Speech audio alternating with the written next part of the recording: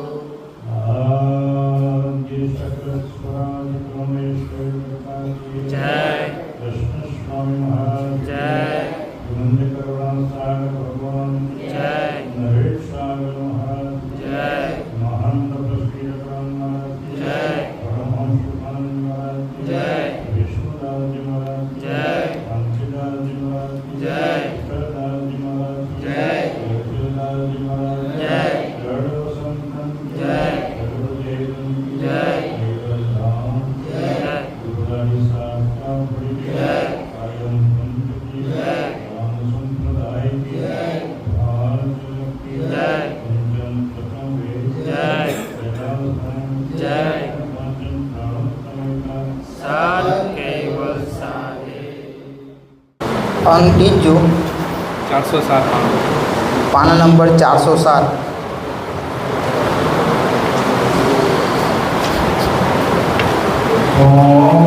विभाग लहूँ पलमी चट खोलट ग्रस्त डिगले पुष्ट टोय में तेज रहे सो सुनो गट अमृयासु लाल लागट भूमि विभाग लहूँ खोलट ग्रस्त डिगले पुष्ट टोय में तेज रहे सो सुनो गट आमियासु लाल लागट भूमि विभाग लघु पल मिचत खोलत ध्रस्त दिग तेज पुष्ट तोय में तेज रहे सो सुनो घट अमी आसु लाल लागट उष्ट भूमि विभाग लघु पल मिचत એટલે આંખને મીચવી એ ભૂમિ તત્વનો વિભાગ જાણવો અને નેત્ર ઉઘાડ્યા પછી તેજની પુષ્ટિ પામે તે અગ્નિ તત્વનો વિભાગ જાણવો। હવે પાણીમાં જે અગ્નિ તત્વ રહ્યું છે તેના વિશેની ઘટી સાંભળો। આંખમાં જે અમી રહી છે એ જળ તત્વનો વિભાગ જાણવો। જે લાલાશ રહી છે તે અગ્નિ તત્વનો વિભાગ જાણવો। એથી જ આંખમાંથી નીકળ્યું પાણી ગરમ લાગે છે એટલે આંખ મીચવી એ ભૂમિ તત્વનો વિભાગ છે। આંખની પાંપણ મીચવી એ ભૂમિ તત્વનો વિભાગ છે અને તેજની પુષ્ટિ પામીને જે આપણે જોઈ શકીએ છીએ તે અગ્નિ તત્વનો વિભાગ છે. આંખ છે એ આપણે જોઈ શકાય છે એ અગ્નિ તત્વનો વિભાગ છે, ને આંખ મીચવી એ ભૂમિ તત્વનો વિભાગ છે. હવે પાણીમાં જે અગ્નિ તત્વ રહ્યું છે એની ગતિ પરમગુરુ કહે છે. અહીંયા આંખમાં જે અમી રહી છે એમાં જળ તત્વનો વિભાગ છે. એટલે આંખના વિશે ભૂમિ, જળ, અગ્નિ, વાયુ અને આકાશ આ બધાના વિભાગો રહ્યા છે. એ કેવી રીતે છે એ પરમગુરુ અહીંયા સમજાવે છે. જે લાલાશ રહે છે, જે આંસુ બનીને જે બહાર નીકળે છે એ જળ તત્વનો વિભાગ તો છે જ, પણ એમાં જે વેગપણું મૂકેલું છે ને એનાથી વાયુ તત્વ મૂકેલું છે ને એનાથી નીચે આવે છે આંસુ, એ વાયુ તત્વનો વિભાગ જાણવો. પછી એ આંસુમાં જે ઉષ્ણતા રહે છે એ અગ્નિ તત્વનો વિભાગ જાણવો. પછી આંસુ જે રહ્યું છે એ કઠણ છે, એક થોડું પોચું છે પણ કઠણ પણ અંદર કઠણપણું પણ રહ્યું જ છે, એ જળ તત્વમાં ભૂમિ તત્વનો વિભાગ જાણવો. એટલે જળમાં બધું જ મૂકેલું જ છે પરમગુરુએ. એવી રીતના અહીંયા કહે છે. જેમ આપણે લોહીની અંદર પણ બધું હોય જ છે, લોહી છે એમાં જળ તત્વનો વિશેષ વિભાગ છે, પણ એમાં જે આપણે જોઈ શકીએ છીએ એ રક્તકણ, એ જે આપણે જોઈ નથી શકાતા પણ એને આપણે સૂક્ષ્મ દર્શન યંત્રથી આપણે જોઈ શકીએ છીએ, એ રક્તકણનો વિભાગ જાણવો. પછી લોહી જે વહે છે એમાં વાયુનો વિભાગ જાણવો. પછી જે લોહી ગરમ છે એમાં અગ્નિનો વિભાગ જાણવો. પછી જે આપણે લેબોરેટરી જોઈએ છે કે આટલા રક્તકણો ઓછા છે અને આટલા રક્તકણો હવે, એટલે આપણે આકાશ તત્વનો વિભાગ એ દ્રષ્ટિ દેખાય આપને, એટલે દ્રષ્ટિ લેબોરેટરી આપણે કરીએ છીએ ત્યારે ખબર પડે છે કે લોહી આટલું માત્રા ઓછું છે અને લોહીમાં આપણે જોઈ શકાય છે. એવી રીતે ભૂમિ, જળ, અગ્નિ, વાયુ અને આકાશ એ જળ તત્વમાં આટલા વિભાગ તો રહ્યા જ છે. એનું પંચમ વેદ ખંડ 7 પાના નંબર 135 એ જળમાં કેવી રીતે વાયુ તત્વ, અગ્નિ તત્વ, ભૂમિ તત્વ અને આકાશ તત્વ રહ્યા છે એમાં આપણે આગળ જઈએ, એમાં સવિશેષ આપેલું છે એ આપણે જોઈએ. પાના નંબર 135.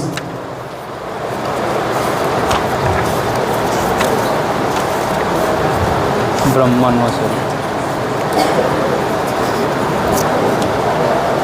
ખંડ 7 પાના નંબર 135. વિરાટ વિશે લખો. વિરાટ શરીરનું બંધારણ અને પંચીકરણ. હવે વિરાટ શરીરનું બંધારણ એટલા માટે લઈ ગયો છું કે યથાપિંડે અને યથા બ્રહ્માંડે, બરાબર. એટલે પિંડમાં છે એ જ બ્રહ્માંડમાં છે અને બ્રહ્માંડમાં છે એ જ પિંડમાં છે. એટલે અહીંયા પરમગુરુ બ્રહ્માંડની વાત કરે છે. વિરાટમાં શું રીતના જળ તત્વનો ભાગ જે પોખેલા છે એના માટે પરમગુરુ અહીંયા બતાવે છે. એ વિશે આપણે વિશેષ સમજીશું કે હવે જળ તત્વના 9 ભાગ, બાકીના 4 તત્વોના પાપા ભાગ મૂક્યા છે તે કેવી રીતે છે સમજાવું તો હે શિષ્ય કહું છું તે તું સાંભળ. જળ તત્વના 9 ભાગ એ વિરાટ તત્વને પોખ્યા હતા, તેને કરીને વિરાટમાં પૃથ્વીને વિશે મહৎ જળ થયું છે.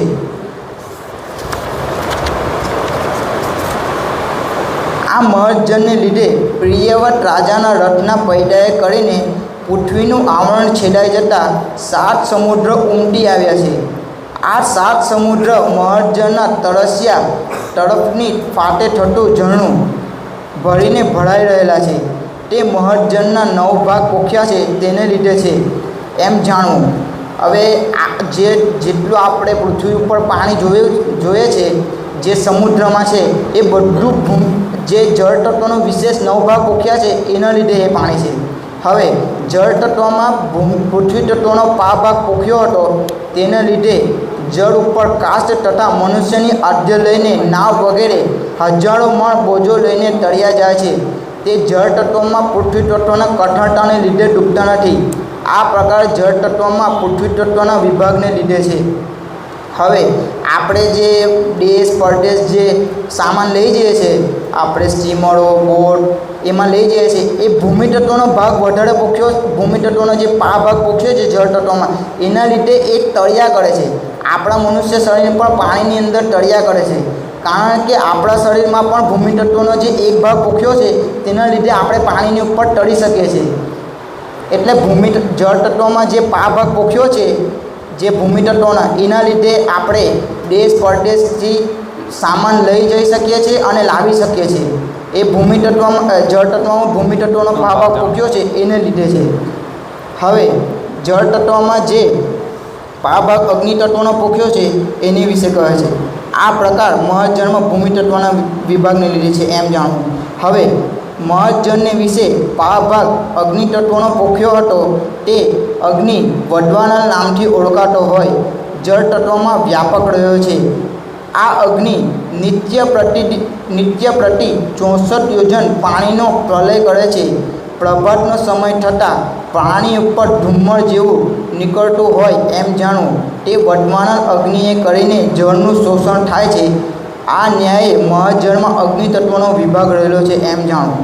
હવે જળ તત્વમાં જે ભાગ અગ્નિ તત્વનો રહ્યો છે એના લીધે એ જે અગ્નિ આ જે સૂર્યપ્રકાશના જે કિરણો અગ્નિ ઉપર પડે છે એના ભાગ જળમાં રહ્યો છે એના લીધે અગ્નિ એના પર પડવાથી જે બાષ્પીભવન થાય ને પાણી વરાળ રૂપે ઉપર ચડે છે એ વરાળ રૂપે ઉપર ચડીને 64 લાખ યોજનનું જે શોષણ કરે છે એ અગ્નિ તત્વના વિભાગને જળ તત્વમાં રહેલા વિભાગના લીધે એ પાણી ઉપર ચડે છે અને સઘનગણમાં જાય છે અને સઘનગણમાં જઈને એ પાછો વરસાદ પડે છે. પણ અગ્નિ તત્વના ભાગ જળ તત્વમાં રહેલો છે એનાથી એ પાણીનું શોષણ કરે છે. હવે વાયુ તત્વનો જે ભાગ રહ્યો છે જળ તત્વમાં એ કેવી રીતના એ કહે છે.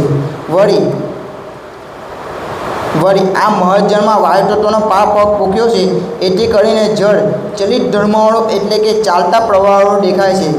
હવે જળ તત્વનો જે ભાગ રહ્યો છે આપણે જળ તત્વમાં જે ભાગ રહ્યો છે વાયુ તત્વનો એ વાયુ તત્વનો ભાગ એટલે જળ નીચેથી ઉપર બાજુ ગમન કરે છે. એ વાયુનો મૂળ ગુણધર્મ છે ને વેગપણું અને શોષણ કરવું. એના લીધે જળ એ ઉપર ચડે છે. એ ઉપરની બાજુ વેગથી ઉપર ચડે છે. હવે આકાશ તત્વમાં જે જળ તત્વનો ભાગ રહ્યો છે આ જળ તત્વમાં જે આકાશ તત્વનો જે ભાગ રહ્યો છે તે કહે છે.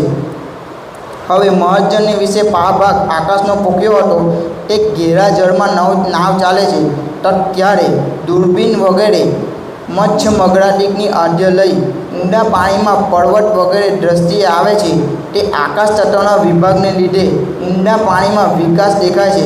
વળી જ્યારે પાણી નિર્મળ થાય છે ત્યારે નીચેની પૃથ્વી દેખાય છે તેમાં દ્રષ્ટિ રૂંધન પામતી નથી.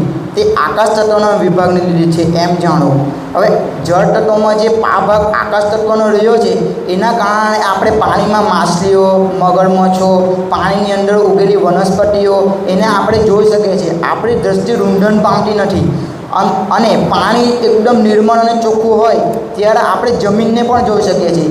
એ જળ તત્વમાં ભાગ આકાશ તત્વનો રહ્યો છે ને એના લીધે આપણે જોઈ શકીએ છીએ. હવે પછાડી પાછું ખંડ ત્રીજું છે ત્યાં છે. આ તો જળ તત્વમાં જે ભાગ રહ્યો છે ને જળ તત્વમાં જે ભૂમિ જળ અગ્નિ વાયુ આકાશને જે ભાગ રહ્યા છે ને એના વિશે ખંડ 7માં વિશેષ પરમ ગુરુએ સમજાવ્યું હતું. એટલા માટે ત્યાં ગયા હતા આપણે. હવે પાછું ત્રીજા ખંડ પર આવી જઈએ છીએ. હવે બીજી ચોપાઈ લઈએ છીએ.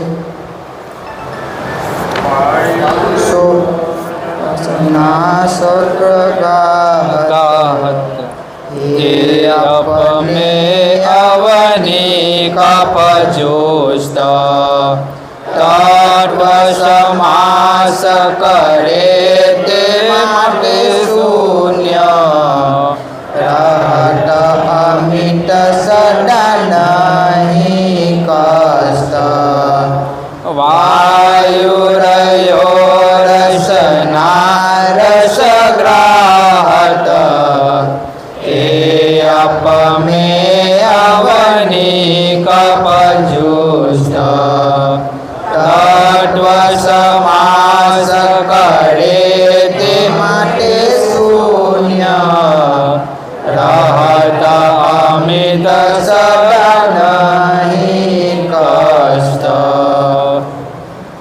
વાયુ રહ્યો રસના રસગ્રાહટ હે અપમે અવનિ કપજુષ્ટ તત્વ સમાસ કરે તે માટે શૂન્ય રહત અમિત સદા નહીં કષ્ટ.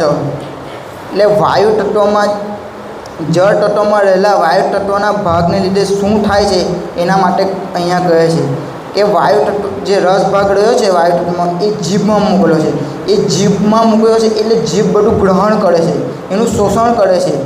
વાયુ રહ્યો રસના રસ ગ્રાહટ હે અપમે અવનિ કપજુષ્ટ જળ તત્વમાં પૃથ્વી તત્વનો જે ભાગ રહ્યો છે એના લીધે કફનું બંધારણ થાય છે. એ કફ એટલે શરીરની અંદર વિકારયુક્ત ધાતુઓ જે ઉધરસ આવે છે એ ઉધરસમાં જે ચીકણો પદાર્થ હોય છે એ કફ છે. એટલે જળમાં જે પૃથ્વી તત્વનો કફ બંધાય છે, જળ તત્વમાં રહેલો જે ભાગ એ પૃથ્વી તત્વનો એ કફનું બંધારણ કરે છે. તત્વ સમાસ કરે તે માટે શૂન્ય. એટલે તત્વ સમાસ એટલે બધા તત્વો અંદર સમાઈ જાય છે. કાં આકાશની અંદર ભૂમિ, જળ, અગ્નિ, વાયુ અને આકાશ. આ આકાશની અંદર બધા જ તત્વો સમાઈ જાય છે. રહટ અમિત સદા નહીં કષ્ટ. રહટ અમિત સદા નહીં કષ્ટ. હવે દૂધમાં જેમ દૂધ છે એ જળ તત્વોનો ભાગ અંદર વિશેષ રહ્યો છે, પણ દૂધમાં જે મલાઈ રહી છે એ મલાઈ એ ભૂમિ તત્વનો ભાગ રહ્યો છે. પછી દૂધની અંદર જે જળ તત્વનો ભાગ તો વિશેષ રહ્યો જ છે એટલે રસ ભાગ દૂધમાં. પછી જે અગ્નિ તત્વનો વિભાગ રહ્યો છે એટલે અગ્નિ તત્વનો જો વિભાગ દૂધની અંદર ન રહે ને તો દૂધ એ ગરમ ન થાય. એટલે બહારથી જે ગરમી આપવામાં આવે છે એ અગ્નિ તત્વના દૂધની અંદર જે સજાતીય અગ્નિ ભાગ રહ્યો છે એ સજાતીય તત્વોને પકડે છે એટલે દૂધ અંદર ગરમ થાય છે. દૂધ ગરમ થવાનું કારણ આ છે કે દૂધની અંદર અગ્નિ તત્વનો ભાગ રહ્યો છે એટલા માટે દૂધ ગરમ થાય છે. હવે દૂધની અંદર જે વાયુ તત્વનો ભાગ રહ્યો છે એના લીધે દૂધનો ઉકળો આવે છે, ઉઘળો આવે છે. એટલે અંદર વેગ રહ્યો છે દૂધમાં એટલે ઉપર બાજુ ચલિત કરે છે, ઉપર બાજુ વહે છે. એટલે ઉકળો રહ્યો છે એ વાયુ તત્વનો વિભાગ રહ્યો છે. હવે દૂધમાં જે આકાશ તત્વનો વિભાગ રહ્યો છે પણ આપણે દેખાતો નથી, પણ એની અંદર આપણે કાજુ, બદામ, પિસ્તા જ્યારે નાખીએ છીએ ત્યારે આપણે દેખાય છે એ રૂએ. એનું કારણ આપણી દ્રષ્ટિ રૂંધણ પામતી નથી એટલે એ દેખાય છે અંદર. એનું કારણ દૂધ જળ તત્વમાં જે આકાશ તત્વનો જે ભાગ રહ્યો છે એના કારણે આપણે એને જોઈ શકીએ છીએ. પછી જે અહંકાર ગણના લીધે છે ને એ દૂધની અંદર છે ને ભૂમિ તત્વનો ભાગ જળ તત્વમાં ભળી જતો નથી. એટલે આપણે દૂધની અંદર પિસ્તા, કાજુ એ આપણે અલગ એને જોઈ શકીએ છીએ. એમ એ આકાશ તત્વના લીધે જ જોઈ શકીએ છીએ. એવી રીતે આપણા મનુષ્ય શરીરમાં જે વીર્ય છે અને મનુષ્ય શરીરમાં જે પુરુષમાં જે વીર્ય છે અને સ્ત્રીમાં જે રજ છે એમાં પણ આ 5 ભૂતોનો અર્થ તો રહ્યો જ છે. એ કેવી રીતના એ પરમગુરુ સુંદર રીતના સમજાવે છે. એટલે મનુષ્યમાં જે વીર્ય નીકળે છે એ ભૂમિ તત્વનો ભાગ છે. એ ગાઢપણું ને કઠણતા છે એ ભૂમિ તત્વનો ભાગ વીર્યની અંદર. પછી જે જળ તત્વનો ભાગ રહ્યો છે એ તો રસ ભાગ તો રહ્યો જ છે અંદર વીર્યમાં. પછી જે અગ્નિ તત્વનો ભાગ રહ્યો છે એ ઉષ્ણતા છે. વીર્ય છે ને ગરમ હોય છે, એનું ઉષ્ણતા હોય છે. પછી વાયુ તત્વનો જે ભાગ રહ્યો છે ને એ વેગપણું રહ્યો છે અને આકાશ તત્વનો ભાગ રહ્યો છે એ વિકાસપણું રહ્યો છે. એટલે સ્ત્રી અને પુરુષ જે સમાગમ કરે છે, જે સંયોગ કરે છે યોનિ અને લિંગ માર્ગે, એ જે ઘર્ષણ થાય છે એનો ઉષ્ણતા ભાગ જો જે સંગમ થાય છે એ યોનિ અને લિંગનું જે ઘર્ષણ થાય છે એનું ઘર્ષણથી જે વીર્ય નીકળે છે એ વીર્ય જે નીકળે અને લિંગમાંથી જે યોનિમાં પ્રવેશ કરે છે એ વાયુ તત્વનો વિભાગના લીધે વેગપણું રહ્યો છે. એ વાયુ તત્વનો વિભાગના લીધે એ યોનિ માર્ગમાં પ્રવેશ કરે છે અને યોનિ માર્ગમાં જે પ્રવેશ કરે છે એ માતાને નાભી સાથે જોઈન્ટ થઈ જાય છે. એ વાયુ તત્વનો વિભાગના લીધે છે ને એ ત્યાં જોઈન્ટ થાય છે. પછી પહેલા મહિનાથી લઈને 9મા મહિના લગી જે બાળકનો વિકાસ થાય છે એ આકાશ તત્વના ભાગને લીધે છે. એટલે વીર્યમાં ભૂમિ, જળ, અગ્નિ, વાયુ અને આકાશ આ તો રહ્યું જ છે, પણ એનું કાર્ય શું છે? ભૂમિ તત્વનો ભાગ છે એ ગાઢપણું અને કઠણતા છે. અગ્નિ તત્વનો ભાગ છે ઉષ્ણતા છે, એ ગરમી છે. જળ તત્વનો ભાગ તો રસપણું તો અંદર રહ્યું જ છે. પછી વાયુ તત્વનો ભાગ છે એ વેગપણું છે. એ જે લિંગમાંથી નીકળીને છે ને યોનિ માર્ગે છે ને માતાની ગર્ભ સાથે ચોંટી જાય છે, એ વાયુ તત્વનો વિભાગને લીધે છે. પછી જે વિકાસપણું રહ્યું છે એ પહેલા મહિનાથી લઈને 9મા મહિના લગી જે બાળક અંદર વિકાસ થાય છે એ વિકાસ તત્વનો ભાગ જાણો. એ આકાશ તત્વનો ભાગ જાણો. એ વીર્યમાં હવે રજમાં પણ આ રીતના જ ભાગ પોખેલા, એટલે રજમાં પણ ભૂમિ, જળ, અગ્નિ, વાયુ અને આકાશનો ભાગ પણ પોખેલા જ છે. એટલે રજમાં જે ભૂમિ તત્વનો જે ભાગ રહ્યો છે એ દુર્ગંધપણું, એ ચિકાસપણું છે. જળ તત્વનો જે ભાગ રહ્યો છે એ રસપણું છે. અગ્નિ તત્વનો ભાગ રહ્યો છે એ ઉષ્ણતાપણું છે. અને વાયુ તત્વનો જે ભાગ રહ્યો છે અને આકાશ તત્વનો ભાગ રહ્યો છે, એટલે વાયુ તત્વનો ભાગ રહ્યો છે એટલે સ્ત્રીની અંદર જે રજ છે એ વીર્યને ખેંચીને પોતાની અંદર પોતાના યોનિમાં પ્રવેશ કરે છે, એ વાયુ તત્વનો ભાગ જાણો, એ સ્ત્રીની અંદર રજનો ભાગ. પછી આકાશ તત્વનો ભાગ છે ને એ પુરુષના બિંદુને સ્ત્રીના બિંદુ પુરુષના બિંદુને નીચે ગાળીને એ ઉપર બાજુ લઈ જાય છે, એ આકાશ તત્વનો વિભાગ જાણો. એવી રીતના રજ અને વીર્યમાં ભૂમિ, જળ, અગ્નિ, વાયુ અને આકાશના ભાગ રહ્યા છે. હવે જે વાયુ રહ્યો રસના રસગ્રાહક. હવે જે જીભ જે ગ્રહણ કરે છે, જીભ એ 6 પ્રકારના સ્વાદનો ગ્રહણ કરે છે. પહેલો ખારો, ખાટો, તીખો, મધુર, ચડપડો અને કડવો. ખાટો સ્વાદ એટલે મીઠું. દરિયાઈ જે વનસ્પતિઓ છે બરાબર, એમાં ખારો સ્વાદ આપને લાગે છે. પછી જે પાલક છે એ પણ એમાં મીઠાનું પ્રમાણ વધારે છે, એ ખારું છે. પછી ખાટો એટલે આપણે ટામેટાં ખાઈએ છીએ, કેરી ખાઈએ છીએ, એમાં જે સ્વાદ રહ્યો છે એ ખાટો છે. પછી તીખો એટલે આપણે જે મરચાંનો સ્વાદ લઈએ છીએ એ તીખો છે. હવે મધુર એટલે શેરડી છે, બીટ છે, ગાજર છે, ગોળ છે, એ આપણે જે મધુર રસ લઈએ છીએ. પછી ચડપડો એટલે આપણે ગલકા, તુરિયા, આદુ, લસણ, એ ચડપડો રસ છે. પછી કડવો રસ એટલે કારેલા, કંટોલા. આપણે જે આ 6 પ્રકારના રસોનું ગ્રહણ કરીએ છીએ, એ રસોનું ગ્રહણ જે જળ તત્વમાં રહેલા વાયુ તત્વના વિભાગના લીધે આ બધા રસોનું આપણે ગ્રહણ કરીએ છીએ. એનું કારણ આ છે કે વાયુ તત્વમાં જે જીભમાં વાયુ તત્વનો જે ભાગ મૂકેલો છે ને એના લીધે આપણે ગ્રહણ કરીએ છીએ. એ જળ તત્વમાં આ ભાગ વાયુ તત્વનો મૂકેલો છે ને એના લીધે આપણે ગ્રહણ કરીએ છીએ. હવે આગળ ત્રીજી ચોપાઈ. વાયુ में व्योम रहे भूक्ष लागत पीवत निरसोटे जनित्रस्त रोमत तेज ताते रयोप श्वास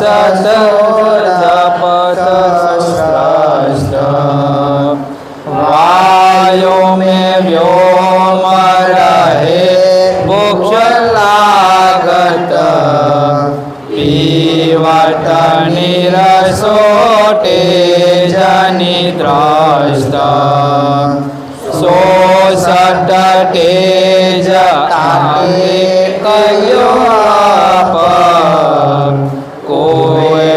सास जपत सोस्रस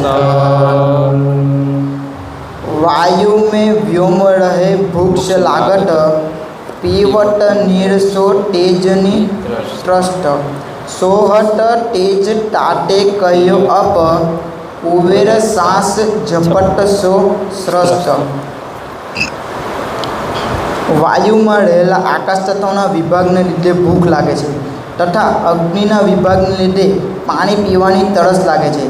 અર્થાત અગ્નિ તત્વના લીધે જ પાણીનું શોષણ થાય છે, તેમજ પાણીના લીધે અગ્નિ બુઝાઈ જાય છે. સમર્થ કુબેર સ્વામીજી કહે છે કે શ્વાસના અવરનવર બદલાતા જે તે તત્વના પ્રણવના લીધે તત્વોની વાળા પડતી ગતિ બદલાઈ જાય છે. અર્થાત જે તત્વનો જે પ્રણવ મહદ પ્રણવ સાથે મેળેલો હોય ત્યારે તે તત્વની વાસના મહદ પ્રણવ સાથે ઝપટાઈને તત્વોનો મૂળ ભાવ સૃષ્ટિના ક્રમ સાથે મેળવી દે છે. આ પ્રણવ ઝપટાતા જે ઘાત લાગે છે તે વાયુમાં રહેલી પૃથ્વી તત્વનો વિભાગ જાણવો. હવે વાયુ में व्योम रहे ભૂક્ષ લાગત પીવત નીરસો જગત સુસ્ત એટલે આકાશ વાયુમાં રહેલો જે આકાશ તત્વનો ભાગ છે એટલે આકાશ તત્વનો ભાગ છે એટલે આપણે જે પેટ આપણું ખાલી થઈ જાય છે એટલે આકાશ તત્વ રહે છે ત્યાં એટલે આપને ભૂખ લાગે છે. પીવત નીરસો તેજ ત્રસ્ત પીવત નીરસો તેજ સ્રસ્ત શોષત તેજ તાતે કયો અપ કુબેર સ્વામી કુવેર સાસ ઝપટ સો સ્રષ્ટ. હવે આપણે જે 25 પ્રકૃતિ કેવી રીતે બને છે એ પહેલાં સમજવી પડે. એટલે ભૂમિ તત્વ અને અપાન વાયુ એટલે હડકા, ભૂમિ તત્વ પાન વાયુ એટલે માંસ, ભૂમિ તત્વ ઉડાન વાયુ એટલે નાડી, ભૂમિ તત્વ વ્યાન વાયુ એટલે ચામડી, ભૂમિ તત્વ સમાન વાયુ એટલે વાળ. પછી એવી જ રીતે આપણે જળ તત્વ એટલે અપાન વાયુ એટલે વીર્ય, જળ તત્વ એટલે પાન વાયુ એટલે મૂત્ર, જળ તત્વ એ ઉડાન વાયુ એટલે લોહી, જળ તત્વ વ્યાન વાયુ એટલે પરસેવો, જળ તત્વ સમાન વાયુ એટલે લાળ. એવી જ રીતે અગ્નિ તત્વમાં અગ્નિ તત્વ એટલે અપાન વાયુ એટલે મૈથુન. પછી અગ્નિ તત્વ એ પાન વાયુ એટલે તરસ, અગ્નિ તત્વ ઉડાન વાયુ એટલે આરસ, અગ્નિ તત્વ વ્યાન વાયુ એટલે ભૂખ, અગ્નિ તત્વ સમાન વાયુ એટલે નિંદ્રા. પછી એવી જ રીતે વાયુ તત્વમાં અપાન વાયુ જો ચાલતો હોય ત્યારે સંકોચન, વાયુ તત્વમાં પાન વાયુ જો જ્યારે ચાલતો હોય ત્યારે ચાલવું, વાયુ તત્વમાં ઉડાન વાયુ જો ચાલતો હોય ત્યારે બોલવું, વાયુ તત્વમાં જ્યારે વ્યાન વાયુ ચાલતો હોય ત્યારે બળ કરવું, વાયુ તત્વમાં જ્યારે સમાન વાયુ ચાલતો હોય ત્યારે પ્રસરણ. એવી જ રીતે આકાશ તત્વમાં અપાન વાયુ જો જ્યારે ચાલતો હોય ત્યારે લોભ. પછી આકાશ તત્વમાં જ્યારે પાન વાયુ ચાલતો હોય ત્યારે કામ, આકાશ તત્વમાં જ્યારે ઉડાન વાયુ ચાલતો હોય ત્યારે ક્રોધ, આકાશ તત્વમાં જ્યારે વાન વાયુ ચાલતો હોય ત્યારે મોહ, અને આકાશ તત્વમાં જ્યારે સમાન વાયુ ચાલતો હોય ત્યારે ભય. આવી જ રીતે 25 પ્રકૃતિ આપણા શરીરમાં આ છે, પણ એ કયો તત્વ ચાલે ને કયો પ્રાણ એના સાથે ચાલે છે ને એના લીધે આપણા શરીરમાં આ બધી વસ્તુઓ બને છે. હાડકાં, માંસ, નાડી, ચામડી, રૂવાટી, દરેક અંગોમાં દરેક ક્રિયા થતી જ હોય છે, પણ આપને ખબર નથી પડતી આ કેવી રીતના ચાલુ પડે. એવી જ રીતે અપાન વાયુ છે ને એ ગુદાએ રહીને મળ વિસર્જન કરે છે. પછી પાન વાયુ છે ને એ કંઠે રહીને ભૂખ અને તરસ લગાડે છે. ઉડાન વાયુ છે ને એ મુખે રહીને ઉડાન વાયુ એ શ્વાસોશ્વાસની ક્રિયા કરે છે. પછી વ્યાન વાયુ એ ચામડી રહીને પરસેવાની ક્રિયા કરે છે. પછી સમાન વાયુ એ નાભી રહીને છે ને પાચનની ક્રિયા, આપણે જે ખાઈએ છીએ એ પાચન કરવાનું કાર્ય એ સમાન વાયુ કરે છે. એવી જ રીતે કુડમ વાયુ એ આંખે રહીને પટપટાવવાનું કાર્ય કરે છે. એટલે પહેલી ચોપાઈમાં એવું છે કે આંખે રહીને જે પૃથ્વી તત્વનો ભાગ રહ્યો છે એ પટપટાવવાનું કાર્ય કરે છે, એ પહેલી ચોપાઈમાં આવી ગયું છે. પછી કલકલ વાયુ એ છે ને નાખે રહીને છે ને છીંક લાવવાનું કામ કરે છે. પછી દેવદત્ત વાયુ છે ને એ મુખમાં રહીને બગાસા લાવવાનું કામ કરે છે. પછી નાગ વાયુ એ કંઠે રહીને છે ને ઓડકાર લાવે છે, મુખ અને કંઠે રહીને એ ઓડકાર લાવે છે. પછી ધનંજય વાયુનું શરીરમાં કોઈ સ્થાન નથી, પણ એનું કાર્ય છે. પણ એનું કાર્ય એ છે કે માતાના ગર્ભમાં જે બાળક રહ્યું છે એને ફેરવવાનું કામ કરે છે. એટલે આપણે એમ કહીએ છીએ જે બાળક ફેરાય છે એ ધનંજય વાયુ રહ્યો છે એના કારણે એ કાર્ય કરે છે. પણ લોકો એમ કહે છે કે એમાં જીવ આવે છે, પણ એમાં જીવ આવતો નથી. પરમગુરુ એમ કહે છે કે જ્યારે એ બાળક જે જન્મીને બહાર નીકળે છે અને એની નાળ કપાય છે પછી એમાં જે અંશ આવે છે એ પહેલાં અંશ આવતો નથી. એ જે માતાના ગર્ભમાં રહીને જે બાળક ફેરવાય છે એનું કારણ છે અંદર ધનંજય વાયુ રહ્યો છે, એના લીધે એ ફેરવે છે બાળકને, અને મૃત્યુ પછી એ શરીરને ફૂલાવવાનું કામ કરે છે. હવે જે કંડ 7 પાના નંબર 136 એના સાથે આપણે જોઈએ કે વાયુના જે ભૂમિ, જળ, અગ્નિ અને વાયુનો જે ભાગ મૂકેલા છે એ કેવી રીતના કામ કરે છે એ પાના નંબર 136 પર સવિશેષ પરમગુરુએ સમજાવેલું છે. એને 37 પર, એટલે ત્યાં આપણે જઈએ. હવે વિરાટને વિશે વાયુ તત્વના 9 ભાગમાં બીજા 4 તત્વોના પાપા ભાગ મેળવીને જે 10 ભાગ પોખ્યા હતા તે વિશે કહું છું. 9 ભાગ વાયુના પોખ્યા હતા, તેને લીધે વિરાટને વિશે મહદ વાયુ થયો છે. આ મહદ વાયુ અંશનું સુષુમાણ ચક્ર થયું છે. આ જે સુષુમાણ ચક્ર થયું છે ને એનું કારણ આ છે, એ વાયુ તત્વોના જે 9 ભાગ જે વાયુ તત્વના પોકેલા છે એના લીધે થયું છે. હવે સુષુમાણ ચક્ર થયું છે જેને આધારે સર્વ દેશો રહ્યા છે. વાયુ તત્વના 9 ભાગમાં પા ભાગ પૃથ્વી તત્વનો પોખ્યો હતો તે સુષુમા ચક્રના પૃથક પૃથક માળમાં જે સર્વદેવ રહ્યા છે તેને ધારણ કરીને રહે છે. એટલે વાયુ તત્વમાં જે આ બધા દેવો રહ્યા છે, જે બધા ધામો રહ્યા છે, એ પૃથ્વી તત્વનો પા ભાગ વાયુ તત્વમાં રહ્યો છે ને એના લીધે છે. તે સુષુમા ચક્રના પૃથક પૃથક માળ જે સર્વદેવ રહ્યા છે તેને ધારણ કરીને રહે છે. આ ધારણ શક્તિ તે વાયુ તત્વમાં વાયુને વિશે રહેલા પૃથ્વી તત્વના પા ભાગને લીધે છે એમ જાણો. હવે વાયુ તત્વના 9 ભાગને વિશે પા ભાગ જળ તત્વનો પોખેલો છે, તેને કરીને ઉનાળે તથા શિયાળે ઘુમ્મર, મેઘડવો અને વરસાદ વગેરે વરસે છે. આમ થવાનું કારણ એ છે કે મહદ વાયુમાં પા ભાગ જળ તત્વનો પોખેલો છે તેને કરીને છે. હવે વાયુ તત્વમાં જે પા ભાગ જળ તત્વનો પોખેલો છે એના કારણે છે ને ઘુમ્મર, મેઘડવો અને વરસાદ થાય છે. હવે વરસાદ એટલે આપણે વરસાદને એક જ રીતના જોઈએ છે, પણ છે ને વરસાદના પણ અલગ અલગ એ છે. એટલે પરમ ગુરુ દ્વાદશ મેઘ મંડળની વાત કરે છે, એટલે વરસાદ પણ અલગ અલગ પડે છે. એટલે આપણે તો વરસાદને એક જ જોઈએ છે, પણ વરસાદ દ્વાદશ એટલે 12 રીતના વરસાદો છે. એટલે પહેલો વરસાદ છે ને ફળક. દ્વાદશ મેઘના મંડળમાં પહેલો વરસાદનું નામ ફળક. એટલે હાથ, પગ અને રૂંવાટા જ ભીનાય એ ફળક. પછી બીજો વરસાદ એ છાંટા.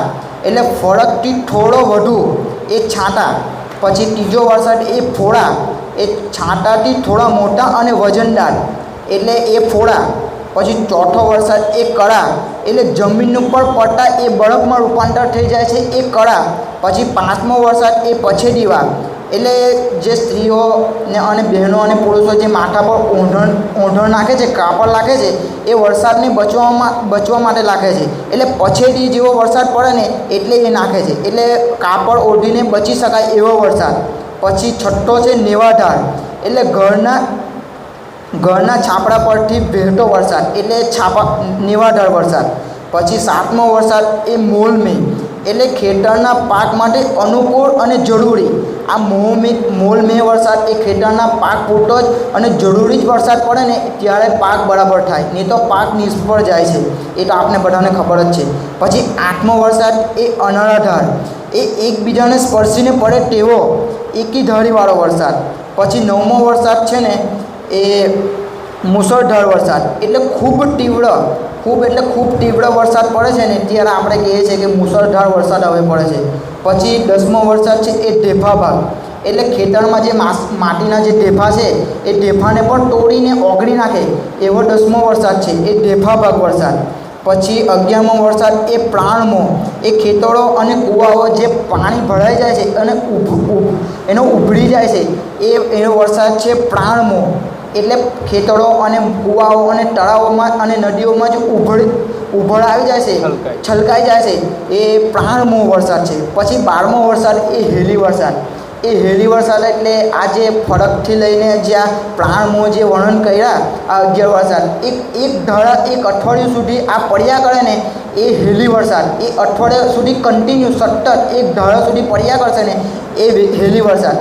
એટલે વાયુ તત્વમાં જે પા ભાગ જળ તત્વનો પોકેલો છે, વાયુ તત્વમાં જે પા ભાગ જળ તત્વનો પોકેલો છે એનું કાર્ય વરસાદ પડવાનું છે. એટલે આટલા બધા વરસાદો પડે છે, પણ આપણે આ વરસાદ એવું લાગે છે કે વરસાદ પડે છે, પણ એના બી પ્રકાર છે વરસાદના. એટલે પરમ ગુરુ દ્વાદશ મેઘના મંડળની વાત કરેલી હતી. આમ થવાનું કારણ એ છે કે મહદવાયુમાં પા ભાગ જળ તત્વનો પોકેલો તેને કરીને છે. વળી આ મહદવાયુમાં પા ભાગ અગ્નિ તત્વનો પોકેલો છે, એથી કરીને વાયુરૂપ સુષુમા ચક્રમાં પ્રબળ ગમન કરવાની શક્તિ રૂપે આકૃતિ રહેલી છે તે અગ્નિ તત્વના વિભાગ કરીને છે.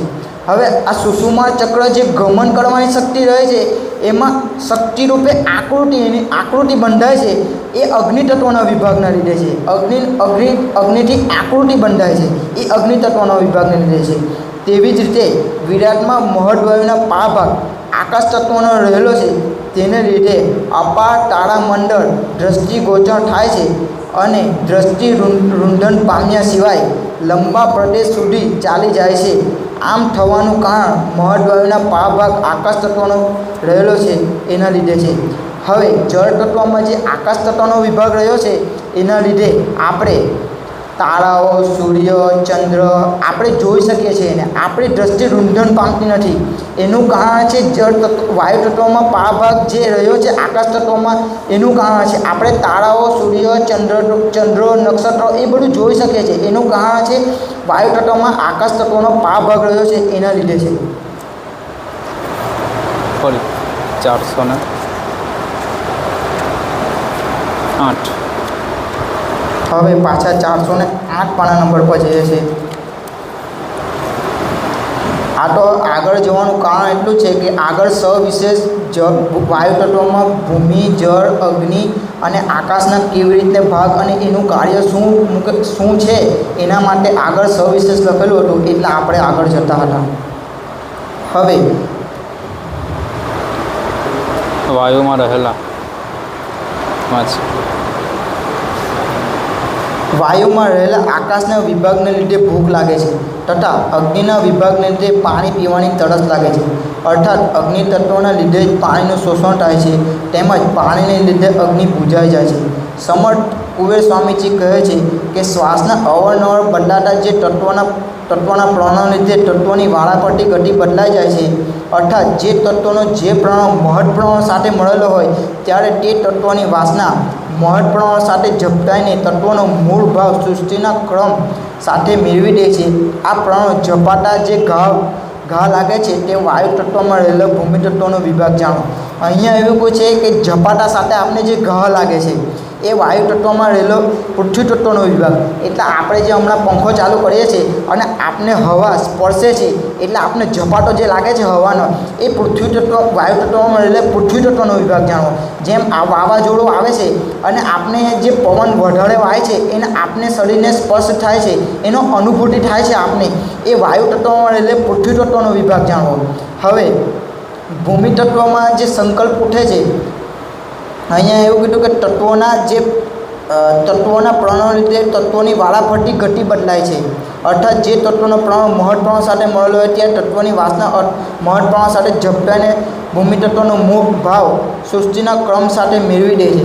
એટલે ભૂમિ તત્વ જે છે ને ભૂમિ તત્વ સંકલ્પ કરે છે, પદાર્થ પ્રાપ્તિના સંકલ્પ ભૂમિ તત્વ કરે છે. પછી જળ તત્વ એ જળ તત્વના સંકલ્પ એ રસ ભાગના સંકલ્પ કરે છે. એટલે ભૂમિ તત્વના જે સંકલ્પ છે પદાર્થ પ્રાપ્તિના, એટલે આપણે કંઈ લેવાનું મન થાય છે તો એ ભૂમિ તત્વનો સંકલ્પ જ્યારે આપણામાં ચાલતો હોય ને ત્યારે આપણે કંઈ નવી વસ્તુ લેવાનું મન થાય છે, આપણે ખરીદવાનું મન થાય છે. એ ભૂમિ તત્વમાં જે સંકલ્પ ચાલે છે પદાર્થ પ્રાપ્તિના એના લીધે થાય છે. પછી જળ તત્વમાં જે સંકલ્પ થાય છે એ રસ ભાગના સંકલ્પ થાય છે. પછી અગ્નિ તત્વના જે સંકલ્પ થાય છે એ તામસ ભાગના સંકલ્પ થાય છે. એટલે આપણે રસ ભાગના જે સંકલ્પ થાય એટલે આપણે નવું ખાવાનું, અમુક નવું પીવાનું એનું મન થાય છે. એટલે કંઈ પણ વસ્તુ આપણે પીવાનું મન થાય એ રસ ભાગના સંકલ્પ થાય છે. આ તો સૂક્ષ્મ વાત છે, સ્થૂળ વાત છે. એ સૂક્ષ્મ વાત તો હજુ અઘરી છે એ કરવી. હવે અગ્નિ તત્વના જે વિભાગ છે એ તામસ ભાગના સંકલ્પો આપણે ઉઠે છે. આ તો જે સંકલ્પો ઉઠે છે ને એની જ વાત છે. પણ અગ્નિ તત્વમાં જે સંકલ્પો છે તામસ ભાગના સંકલ્પો, એટલે આપણે કોઈના સાથે લડાઈ કરીએ છીએ, કોઈના સાથે તર્ક વિતર્ક કરીએ છીએ. એનું કારણ છે અગ્નિ તત્વમાં જે સંકલ્પ ચાલે છે ને એનું કારણ તામસ ભાગના જે સંકલ્પ છે એના લીધે અગ્નિ તત્વમાં જે તામસ ભાગના સંકલ્પ ચાલે છે ને એના લીધે આપણે કોઈના સાથે લડાઈ કરીએ છીએ, તર્ક અને વિતર્ક કરીએ છીએ. હવે વાયુ તત્વના જે સંકલ્પ થાય છે ત્યારે ગમન કરવાના સંકલ્પ થાય છે. એટલે આપણે દેશ વિદેશ બહાર જઈ આવીએ એના સંકલ્પો ઉઠે છે. એ વાયુ તત્વના સંકલ્પ જાણે એ ગમન કરવાના એટલે ફરવાનું આપણે મન થાય એ વાયુ તત્વના સંકલ્પના લીધે થાય છે. એવી જ રીતે આકાશ તત્વના જે સંકલ્પ થાય છે ત્યારે સર્વ સંકલ્પ એમાં લીન પામી જાય છે. એટલે આપણે કંઈ કરવાનું મન નથી થતું, આપણે નચિતપણે થઈ જાય છે. એ આકાશ તત્વમાં જે સંકલ્પ ઉઠે છે ને એના કારણે છે. હવે ભવિનભાઈ થોડુંક સમજાવશે સવિશેષ.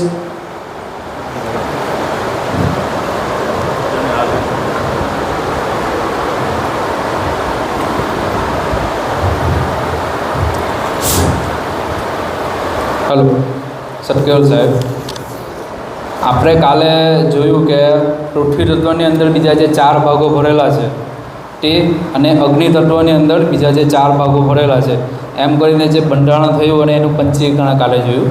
આજે ચિંતનભાઈએ જળ તત્વ અને વાયુ તત્વની અંદર બીજા જે 4 ભાગો ભરેલા છે એને લીધે શું થાય છે, શું શરીરમાં ક્રિયાઓ થાય છે તે વિશે સરસ સમજણ આપી. પણ એમણે એક ઉદાહરણ લીધું હતું કે વીર્ય અને રજ. એટલે વીર્ય અને રજનું જે ઉદાહરણ લીધું એટલે જળ તત્વોમાં જે બીજા 4 ભાગો ભરેલા છે તેને કરીને એમણે સમજાવ્યું. એટલે મૂળ વીર્યની અંદર જે બીજા જે 4 તત્વો છે તેની વિશે વાત કરી. એટલે વીર્યની અંદર જે શુક્રાણુ છે એટલે વીર્ય, શુક્રાણુ, પછી એની અંદર અંકુર અને એની અંદર વીટ, આ ચારેને આપણે એક સરખું લઈ લઈએ છીએ.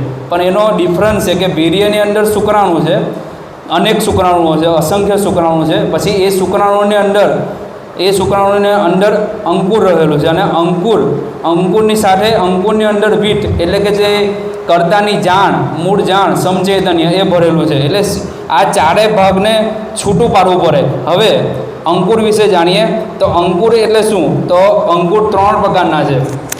એક તો અવિઘટ અંકુર, અદૃશ્ય અંકુર અને દ્રશ્ય અંકુર.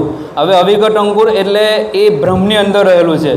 જે આપણે જે પૃથ્વીનું આ સૂર્યમંડળનું જે મુખ્ય કેન્દ્ર છે એ સૂર્ય છે. હવે એ સૂર્ય ખરો ને એની અંદરથી છે ને આપણે જે શ્વાસ લઈએ છીએ એ થોડો ધીરે ધીરે છે ને આપણે જે શ્વાસ લઈએ છીએ ને એટલે અવિઘટ અંકુર એ બ્રહ્મનું છે. એટલે આપણે જે શ્વાસ લઈએ છીએ ને એ ધીરે નાકની અંદર પ્રવેશ કરે છે. એટલે જારો પ્રાણ ખરો ને એ આપણા શરીરની અંદર નાક દ્વારા અંદર જાય છે. એમાંથી કેટલો એ શ્વાસ ચાલ્યો જાય છે અને કેટલો અવર જવર થયા જ કરે. એમાંથી જે જારો હોય ને એ આપણે જે 12 અંગોનો પ્રદેશ છે ને તેની અંદર ચડીને બ્રહ્મરંધ્રની ઉપર ચડી જાય છે. આ રીતે અવિઘટ અંકુરમાંથી જે શ્વાસ દ્વારા એટલે કે સૂર્યનું ઓજસ, પ્રાણરૂપ જે પ્રાણની અંદર ઓજસ અને એ ખુદ કરતા કૈવલની જાણ લઈને એ જે ઘાટો પ્રાણ ધીરે કરીને કેટલોક શ્વાસ તો ચાલ્યો જાય છે ને બાકીનો જે શ્વાસ ખરો ને એ અમુક જે શ્વાસ ખરા ને એ બ્રહ્મરંધ્રની ઉપર ચડી જાય છે. એટલે અવિઘટ અંકુરમાંથી એનું રૂપાંતર અદૃશ્યમાં થાય છે. એટલે એ અદૃશ્ય એટલે પિતાજીના બ્રહ્મરંધ્રની અંદર જે પાકે છે અંકુર તેને અદૃશ્ય અંકુર કહેવાય. હવે આ અંકુર કેવી રીતના પાકે? તો અંકુર કેવી રીતના પાકે એટલે આપણે જે ખાઈએ છીએ કે જે પણ ખોરાક લઈએ છીએ કે દાળ ભાત શાક રોટલી એટલે જે ખાઈએ છીએ તેમાંથી જે અનાજ પેટમાં જાય છે તેમાંથી રસ, રક્ત, માંસ, મેદ, અસ્થિ, મજ્જા, શુક્ર આવી રીતના કરીને 7 ધાતુઓ બને છે.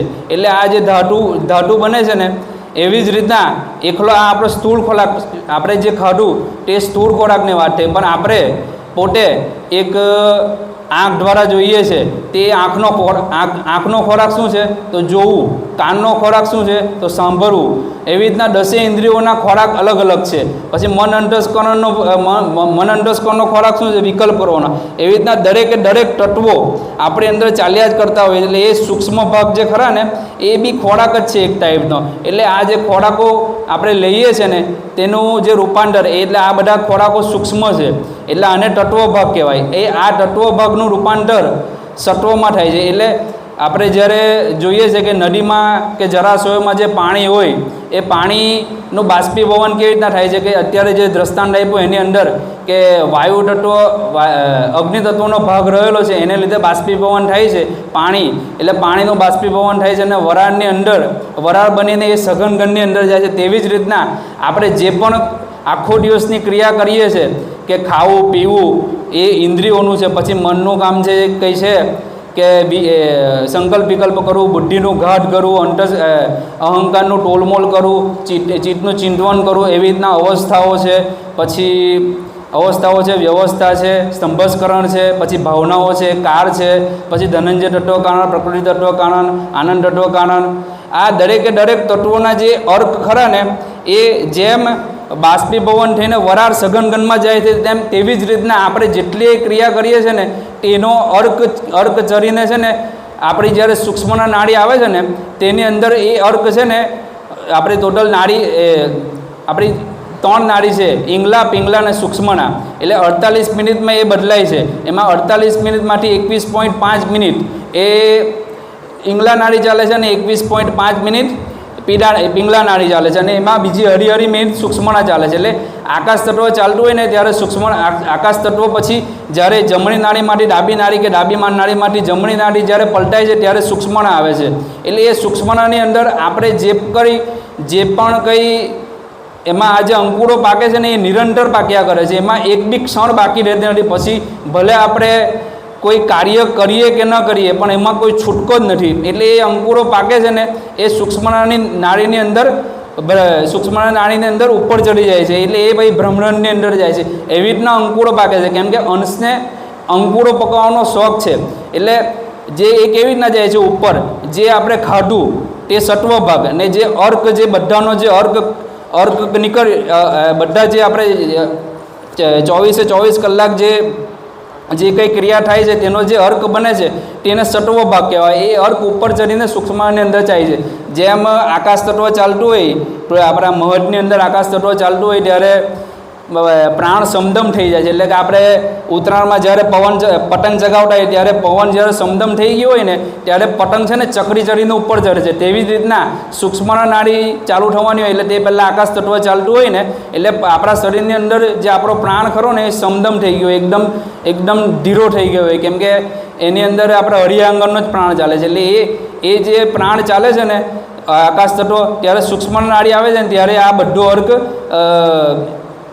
ઉપર ચડીને બ્રહ્માંડની અંદર ઉપર જે આપણા અંકુર ખરા ને એ ઉપર ચડી જાય છે. આમ કરીને અંશ પોતાની વૃત્તિએ કરીને અંકુરને પકવે છે. એટલે આને અદ્રશ્ય અંકુર જાણવું. હવે દ્રશ્ય અંકુર એટલે કેવી રીતના, જ્યારે કોઈ સ્ત્રી અને પુરુષ સંયોગ કરે છે એટલે સ્ત્રી પુરુષને જુએ છે અને પુરુષ સ્ત્રીને જુએ છે.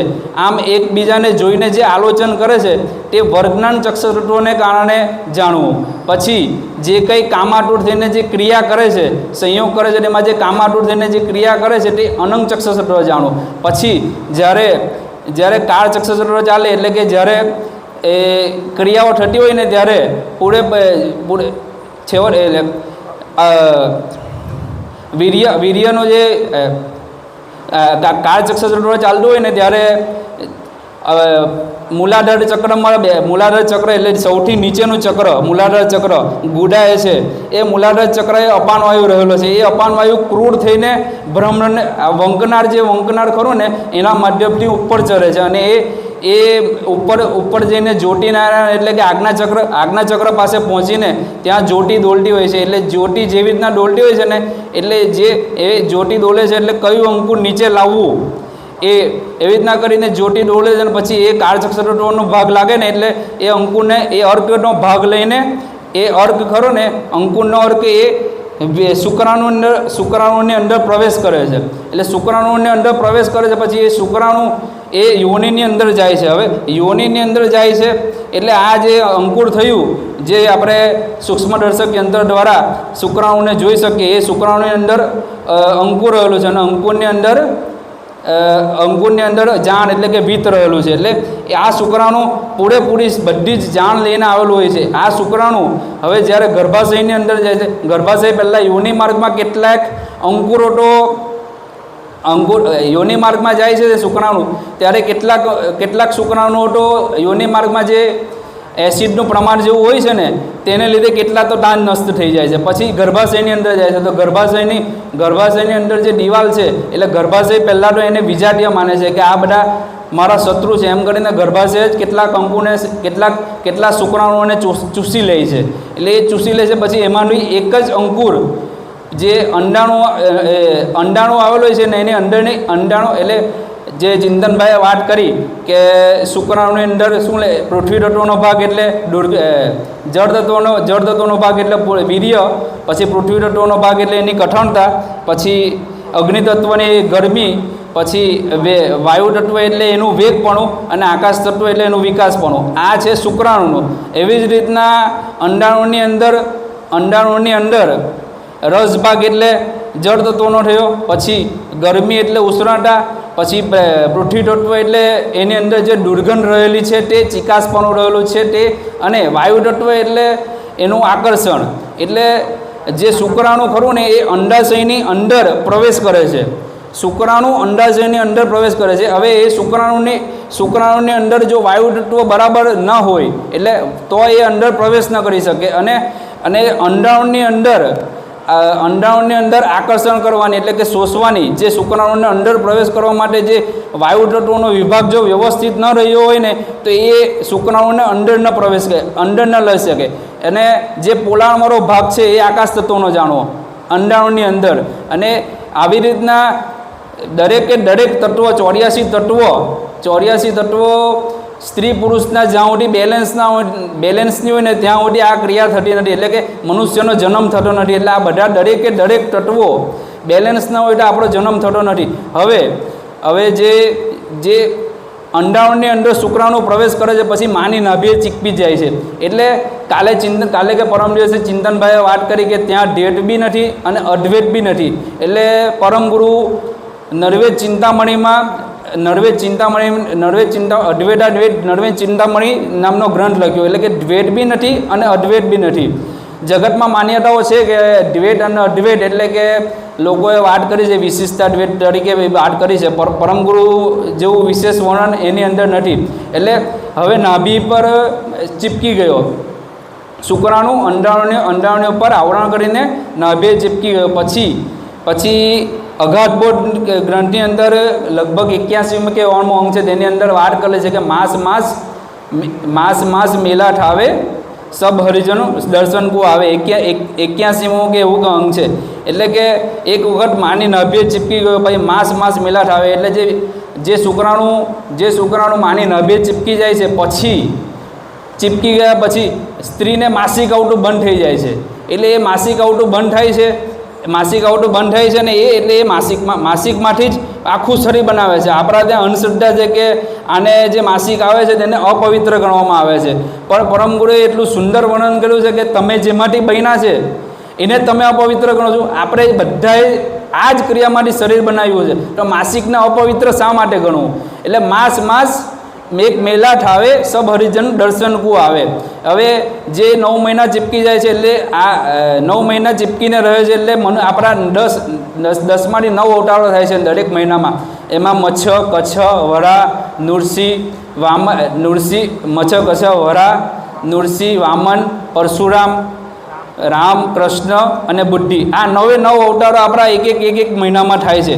હવે જે એક વખત નાભીએ ચીપકી ગયું પછી વર્ગનાન ચક્ષુતત્વ એટલે શુક્રાણુની અંદર જે બાપની અંદરથી એટલે કે પુરુષની અંદરથી જે ભાગ લઈને આવ્યો હોય તે માના રજની અંદર જે માસિકની અંદર જે સમજો કે દરેક અંગ બનાવે છે. કે કાનનો ભાગ જે શુક્રાણુની અંદર રહેલો છે તે માસિકમાં જે કાનનો ભાગ રહેલો છે એ બીજા એટ્રેક્ટ કરીને કાનનો ભાગ સંયોગ થાય છે અને કાનનો ભાગ બને છે. એવી જ રીતના આંખનો ભાગ, એવી જ રીતના દરેક અંગો, પછી અંતસ્કરણના ભાગ, અવસ્થાના ભાગ, પછી અવસ્થા, અંતસ્કરણ, વ્યવસ્થા, ભાવનાઓ, જે કંઈ નિરંજન તત્વ એટલે બધા જે પ્રાણના જે ભાગો છે, પછી 72 તત્વો, આમ કરીને એક સજાતીય કરીને એકબીજાને એટ્રેક્ટ કરીને આખું શરીર બને છે. જો કાનનો ભાગ આંખના ભાગ સાથે સંયોગ થઈ જાય તો પછી અત્યારે જે બાળક આવે છે કોઈકના કંઈ 4-5 હાથ આવી જાય છે, કોઈકના કંઈ 4-5 પગ આવી જાય છે, કોઈકમાં 2 માથું આવી જાય છે. એટલે ઉલટ ક્રિયા થઈ શકે છે. પણ જો તત્વો સંપૂર્ણ બેલેન્સ હોય તો વર્ગનાન ચક્ષુતત્વ જે આંખનો ભાગ આંખને પકડે છે, કાનનો ભાગ કાનને પકડે છે, હાથનો ભાગ હાથને પકડે છે, એવી રીતના કરીને શરીર બનાવે છે. એટલે આ જે વર્ગનાન ચક્ષુતત્વ એને જાણવું કે દરેક વર્ગ પાડીને દરેક અંગ ઉપાંગો પોતે બનાવે છે. કોણ? શુક્રાણુ. કેમ કે એની અંદર જાણ પડેલી છે કર્તા કૈવલની. હવે એની સાથે અનંગ ચક્ષુતત્વ પણ કામ કરતું હોય કે અનંગ ન હોય ને તો કાનનો ભાગ કાનને પકડી ન શકે, આંખનો ભાગ આંખને પકડી ન શકે, મુખનો ભાગ મુખને પકડી ન શકે, વાણીનો ભાગ વાણીને પકડી ન શકે. એવી જ રીતના વર્ગનાન અને અનંગ એ 2 ચક્ષુતત્વ જાણવા. પછી કાળ ચક્ષુતત્વ એટલે 9 મહિના થઈ જાય એટલે ધીરે નાડીઓ કરમાવા લાગે છે. એ નાડીઓ કરમાય એટલે કાળ ચક્ષુતત્વ માતાને પ્રસ્તુતિ ઉપડે છે. એટલે કાળ ચક્ષુતત્વ લાગે છે એટલે પછી બાળકનો જન્મ થાય છે. એટલે બાળકનો જન્મ થાય છે ને ત્યારે સૌથી પહેલાં તો નાર કરમાઈ ગઈ એટલે એ આપણો જે પંચમ બેટ ખરો ને એ કપાયો. પંચમ બેટ ખરો કપાયો કોને કહેવાય કે નાર કપાય ને એટલે જે આપણે જે શુક્રાણુની અંદર કેટલી હરીફાયો, પહેલાં તો આપણે પિતાજીના શ્વાસમાંથી જે અદૃશ્ય અવિગતમાંથી અદૃશ્યમાં એ હરીફાય, પછી એના પછી વંકનારમાંથી જે આખો ઉતરે છે, વંકનારમાંથી ઉતરીને ગર્ભાશયમાં જાય છે, પછી ગર્ભાશયમાં કેટલા ભાઈઓ બહેનોને આપણે હરીફાઈમાં હરાવ્યા, અને જે આપણે જીતીને અત્યારે દરેકે દરેક બધા એક એક જ આવેલા છે. કોઈ જોડિયા થાય છે પણ બધા જે થાય છે તે એક એક જ આવે છે. એટલે આવી રીતના હરીફાઈઓ જીતીને આપણે અહીંયા આવેલા છે. એટલે નાર કપાય છે પછી નાર કપાય છે એટલે એ કાળચક્ષુટોનો ભાગ જાણો એટલે પંચમ ભેટ કપાઈ ગયો. હવે નાર કપાય છે પછી પહેલા શ્વાસે જે અપાન, પાન, વ્યાન, ઉડાન, સમાન, કુર્મ, કલકલ, દેવદત્ત, નાગ, ધનંજય અને બીજા 49 મરુડો એ શ્વાસની અંદર જાય છે. એ શ્વાસની અંદર જાય છે પછી ફરી પાછો બહાર આવે છે. પછી એ બહાર આવે છે અને ફરી પાછો જ્યારે શ્વાસ લે છે ને ત્યારે અંશ શરીરની અંદર પ્રવેશ કરે છે. આ રીતે આપણો જન્મ થાય છે. હવે આ અંકુરની વાત કરીએ તો અત્યારે જે આપણે જે છે ને એ પણ પોતે અંકુર તરીકે જ સમજી લેવું, કેમ કે અંકુરમાં જે સુરતા, નૂરતા, અક્કલ, આરટ, ઐશ્વર્ય અને ચૈતન્ય હતા. એટલે આપણે પરમ દિવસે જોયું કે સુરતા અને અક્કલ અને નૂરતા કે એક બીજ હોય એને આપણે રોપવામાં આવે તો એની અંદર જે નીચેનો મૂળ ભાગ છે અને મૂળ ભાગ છે એટલે મૂળ દ્વારા પથ્થર વચમાં આવી જાય તો મૂળ સાઈડ પર જાય એટલે બીજ જે પોષણ મેળવે છે નૂરતા અને અક્કલ દ્વારા, તેવી જ રીતના આપણે અંકુર રૂપે આ સંસારમાંથી નૂરતા અને અક્કલનો ઉપયોગ કરી આપણે આ સંસારમાંથી શું લેવું અને શું નહીં લેવું, પેલું નીચેથી લઈને ઉપર જે બીજ ખરું એ નીચેથી પોષણ મેળવીને ઉપર લઈ જાય છે અને એને વિકાસ કરે છે એટલે એ સુરતાને આરટ કરો. હવે આપણે કેવો વિકાસ કરવો તો બહાર સંસારમાંથી સુરતા, અક્કલ અને નૂરતા દ્વારા શું લેવું અને આરટ અને સુરતા દ્વારા આપણો વિકાસ શું કરવો. હવે આપણો વિકાસ કરવો તે સુરતા અને આરટનો ભાગ જાણવો. પછી ઐશ્વર્યતા એટલે આપણી અંશની ઐશ્વર્યતા એક જ હોય કે હું કોણ અને મારા કરતા કોણ. આના સિવાય કોઈ ઐશ્વર્યતા હોવી જ નહીં જોઈએ. બાકી ઐશ્વર્યતા જે ખરી ને એ આપણે નિરંજન પદ અપાવશે કે પછી આદ્યશક્તિનું પદ અપાવશે.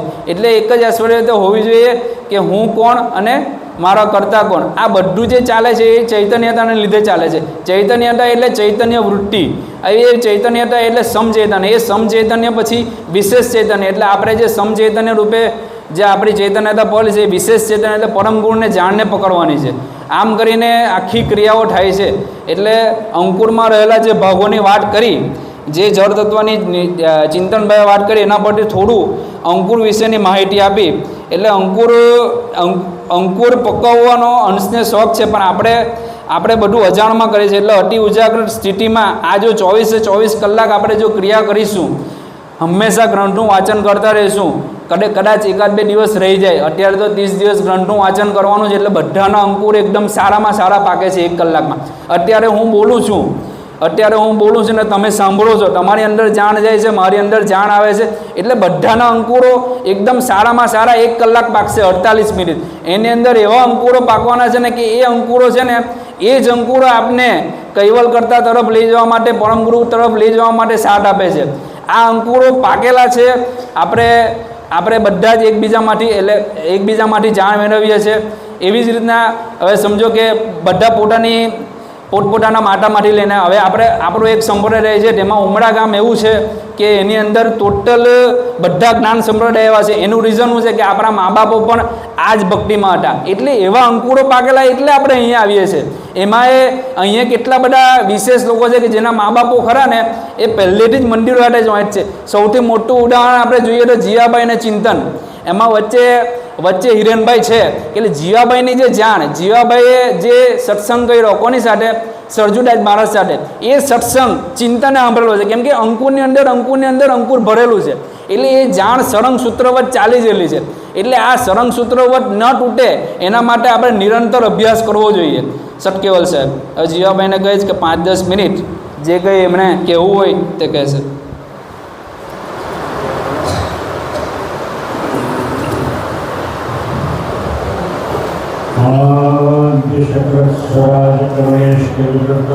जय कृष्ण स्वामी महाराज की जय हेमंत करुणा सागर भगवान की जय नरेश सागर महाराज की जय महान तपस्वी रघुराम महाराज की जय परमहंस कृपानंद जी महाराज की जय श्री विष्णुदास जी महाराज की जय श्री शांतिदास जी महाराज की जय शीतलदास जी महाराज की जय सर्वसंतन की जय सर्वदेवन की जय देवताओं की जय दुर्गाणी शास्त्र हुई जय आयु पंथ की जय ज्ञान संप्रदाय की जय भारत जय कुंचन प्रथम जय जगावतान जय सत केवल साहेब सत्य साहेब